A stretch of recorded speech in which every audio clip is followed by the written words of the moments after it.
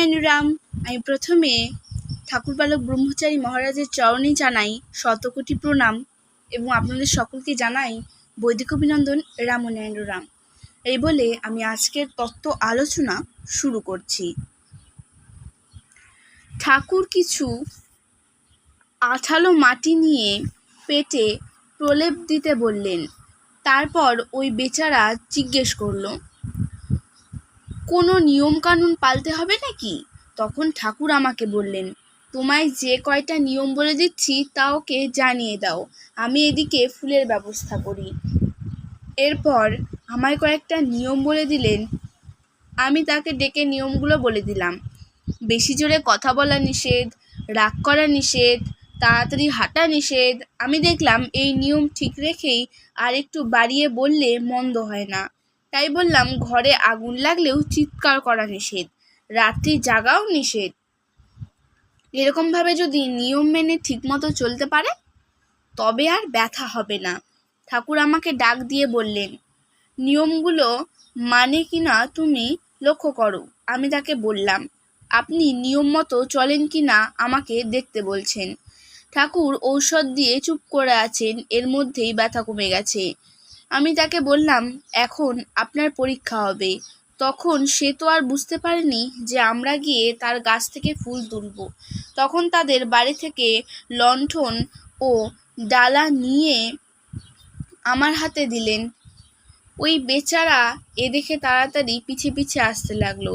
তখন সাথে সাথে আমি বলে উঠলাম, এই তো আপনি নিয়ম অমান্য করতে আরম্ভ করেছেন, আর এদিকে হরিদাস একটা করে ফুল তুলছে আর আমার হাতের ডালায় দিচ্ছে। ভদ্রলোক রাখতেও পারছেন না, চড়তেও পারছে না, বেশি জোরে কথাও বলতে পারছে না। সে বলছে, সবই কি নেবে নাকি? ঠাকুর বলছেন, আরও নম্র হতে হবে, নতুবা পরীক্ষায় টেকাটা যে বড় দায়। পরীক্ষায় আপনিও পড়েছেন, আমরাও পড়েছি, আমরা নেব, আপনি দেখবেন। আপনার আইনে আপনি চটবেন না, আমরা আবার পরীক্ষামূলকের চেহারায় আমাদের কাজটা গুছিয়ে নিচ্ছি। উনি বলছেন, বোঝালাম তো বাবা, ব্যথা কমে গেছে, তাই চড়তে নিষেধ করছো। ফুল গাছ আর কদিন থাকবে, ও আবার বাড়ানো যাবে। ব্যথা তো আর 1000 টাকা খরচ করে কমাতে পারছি না, তাই তোমাদের ফুল তোলাটা আনন্দই যে লাগছে। না হলে আমার গাছের ফুলে আবার হাত দেয়, তবে তাও আবার আমার সামনে। হরিদাস তখনও ফুল তুলছে আর আমার হাতের ডালায় দিচ্ছে। ঠাকুর বললেন, আপনার এতটা বৈরাগ্য, নম্রতা, শান্তভাব শত চেষ্টা করলেও হতো না, উপদেশ দিলেও তেমন হতো কিনা সন্দেহ। এতটুকুতেই কতটা চেহারা বদলে গেছে আপনার। এই যে ফুল তোলা হচ্ছে, আপনি কিন্তু রাগ করতে পারছেন না, আনন্দও পাচ্ছেন। সে বলল, হ্যাঁ, আমি আনন্দ পাচ্ছি। তুমি যে আজ ওনার সাথে। এই বলে সে নিজেই ফুল তুলে ঠাকুরের হাতে দিল। বলল, তোমার হাতে যে ফুল তুলে দিতে পারছি তাতেই আনন্দ পাচ্ছি। এক উপশমেই সব পরিবর্তন করে ফেলেছে। এইভাবে যদি সব কিছু ফুল হয়ে ফোটে, যে আনন্দ বাগান করে পেয়েছেন ওই জাতীয় যদি ভেতরের ফুল ফুটে ওঠে, তখন কতই না আনন্দ পাওয়া যাবে। ব্যথা সেরে যাওয়াতে আর কতটুকু উপশম পেয়েছেন, এর চেয়ে আরও অনেক কিছু রয়েছে যেখানে গেলে আর বলার কিছু থাকে না। এর মধ্যে আমার ডালা ফুলে প্রায় ভর্তি হয়ে গেল। হরিদাস ও ঠাকুরকে নিয়ে চলে এলাম। আমার সাথীরা তো ফুল দেখে সবাই অবাক। কিভাবে তাহা হলো? ঘটনাটা সবার জানাজানি হয়ে গেল। সরস্বতী পুজোর সময় ঠাকুর সব সময় দেখাশোনা করেছেন। প্রসাদ বিতরণের দিক দিয়েও তিনি খুব ব্যস্ততা দেখিয়েছিলেন, যাতে সবাই পায় তার জন্য বিশেষ দৃষ্টি রেখেছিলেন। সেজন্য লোকও অনেক হয়েছিল। ঠাকুরকে দিয়ে আরতি করানোর জন্য সবাই আমাকে ধরেছিল। আমি বললাম, এ কি সম্ভব? আরতি কি আর করবে? যখন বলছেন তখন বলে দেখি কি পর্যন্ত হয়। তারপর গিয়ে তাকে বললাম, সবাই আমায় ধরেছে, তোমার আরতি দেখবে। তখন ঠাকুর বললেন, ঠিক আছে, আমি একা, তুমিও কিন্তু নাচবে। আমি বললাম, তুমি বললে নাচবো। তখন ঠাকুর আরতি আরম্ভ করলেন। ধূপতি হাতে আমিও সাথে সাথে আরতি করছি। সময় সময় আরতি করার সময় ধোয়াতে ঠাকুরকে আর দেখা যায় না। সবাই এই আনন্দটা বেশ উপভোগ করছিল বসে বসে। তারপর আমরা আরতি শেষ করলাম।